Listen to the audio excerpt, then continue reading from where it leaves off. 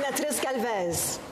Collègues, je me lève aujourd'hui à la suite de la première conférence internationale sur la transition hors des combustibles fossiles de Santa Marta en Colombie, où parlementaires, ministres, leaders autochtones, scientifiques, économistes, organisations syndicales et des jeunes du monde entier se sont réunis. This was not another climate conference. Il ne s'agissait pas d'une énième conférence sur le climat axée sur les objectifs d'émission. Elle a apporté une question que le monde a trop longtemps éludée. Comment organiser et gérer une transition juste et permanente pour sortir de la dépendance aux combustibles fossiles? 57 pays ont participé à la conférence, représentant plus de la moitié du PIB mondial, 30 % de la population mondiale et 20 % de la production mondiale de combustibles fossiles. Ces nations ont envoyé un signal fort au marché, aux industries et aux investisseurs.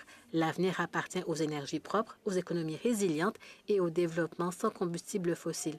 Ce qui m'a le plus frappé, c'est que l'urgence n'est plus dictée par la science du climat et les défenseurs de l'environnement, mais par l'économie, la géopolitique et la sécurité.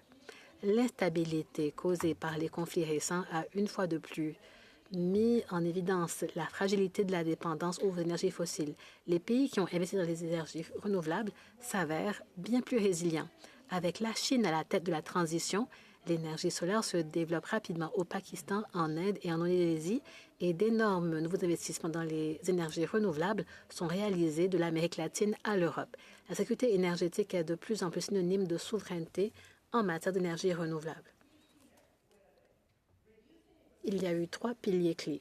Réduire la dépendance économique aux combustibles fossiles, transformer le système énergétique grâce à l'électrification et aux énergies renouvelables et créer des cadres de coopération et de gouvernance internationale plus solides.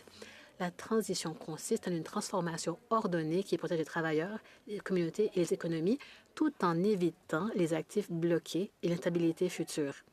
Un investissement frappant émane des banques centrales, des assureurs, des économistes et des régulateurs financiers qui considèrent de plus en plus la dépendance aux combustibles fossiles comme un risque déstabilisateur majeur.